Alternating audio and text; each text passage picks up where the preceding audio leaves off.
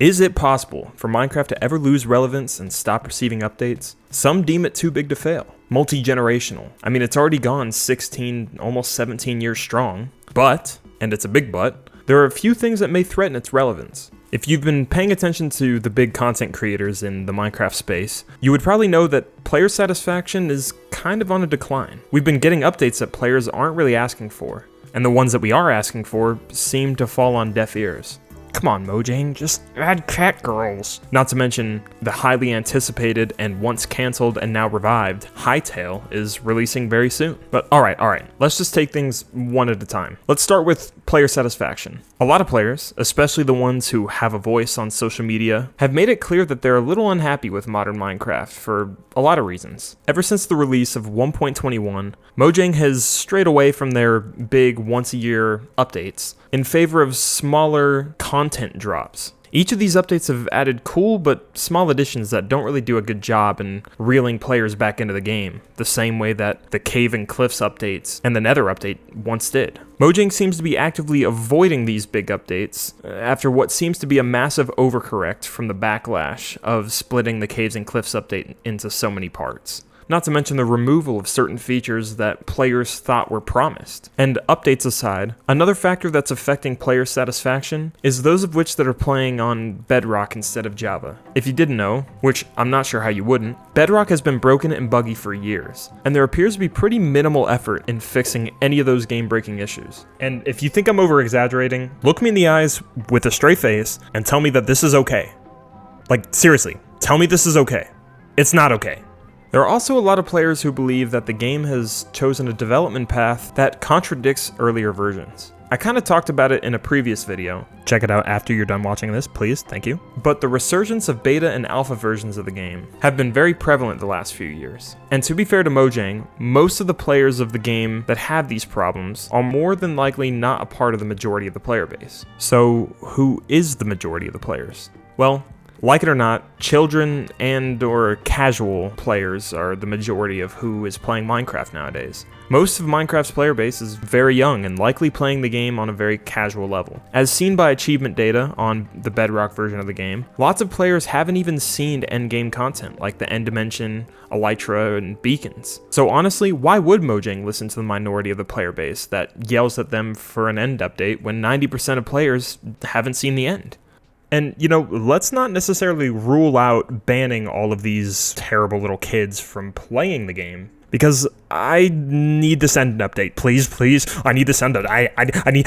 Now that we know this audience is mostly children, mostly casual, mostly ruining my chances at an end update, we can pretty much safely assume that their loyalty may be fleeting, in the sense that if another game were to come along and, Hytale, it might capture their attention better, especially if all their friends are playing it. But I'll come back to Hytale in a sec. Looking at player satisfaction as a whole, it could be better. Not in the best state, not in the worst state. Really could go either way. But let's pause for a second and take a look at other games that have lasted a long time and see if we can't see a pattern in how they've been able to stay relevant. World of Warcraft. 21 years and counting, fluctuating player base, but, you know, still in the millions. That's nothing to ignore. And though the developers have made it kind of a bumpy journey along the way, okay, maybe bumpy is not the right word, a little more extreme than that, they've done enough to stay relevant. GTA Online, it's around 12 years old, almost 13, lots of consistent updates over the years, no sequel yet, and honestly, no real competition.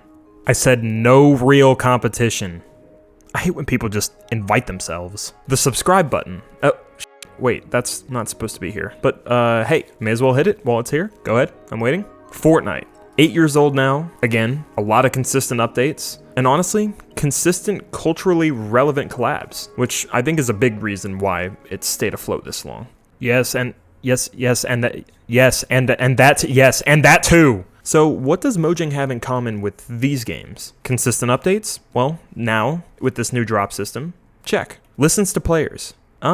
Kinda check. It feels as though they listen to us eventually. No competition. Well, this leads us back to Hytale. For those who aren't aware, Hytale comes from Hypixel, the guy, not the server. Hypixel got his start on YouTube, making videos of his custom Minecraft adventure maps, some of which are Herobrine's Mansion, Dance Dance Zombie, Quakecraft, and a lot more. If I'm not mistaken, the Hypixel server was founded to host all of these adventure maps and mini-games. The server pretty quickly gained a lot of popularity, and is still to this day one of the most popular Minecraft servers. I mean, look at this. Its player count is higher than some entire games on their own, and this is one server. And with this popularity, the Hypixel team decided to start development on their own game. This game was meant to be Minecraft, but with a slightly different focus. More RPG elements and things that the Hypixel team thought should be in Minecraft. And if I ever got the chance to be a part of the Hypixel team, I know exactly what I'd be adding. This development was funded by Riot Games and later purchased by Riot Games. Development started in 2015, but after a lot of gaps between updates on development, Hytale was canceled,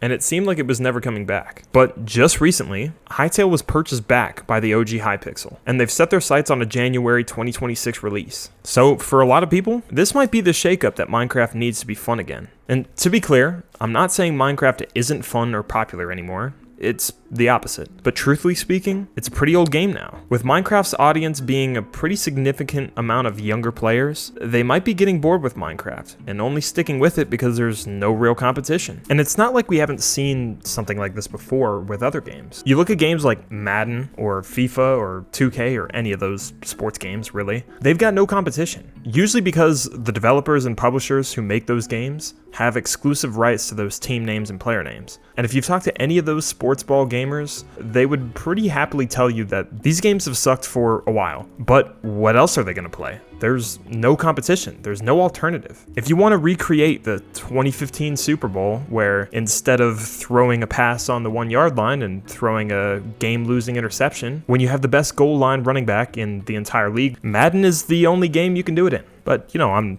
not mad at that decision, obviously. It's been so long, you know. I mean, who would dwell on something like that for so long? It's just silly. I'm not a coach. I don't know what I'm talking about. You know, it's Marshawn Lynch. He's not one of the greatest. So again, it's safe to say that competition might be the final straw to get some of these casual and younger players over to a new game. With player satisfaction trending downward, can Hytale take Minecraft's spot as the most popular survival voxel sandbox action adventure RPG game?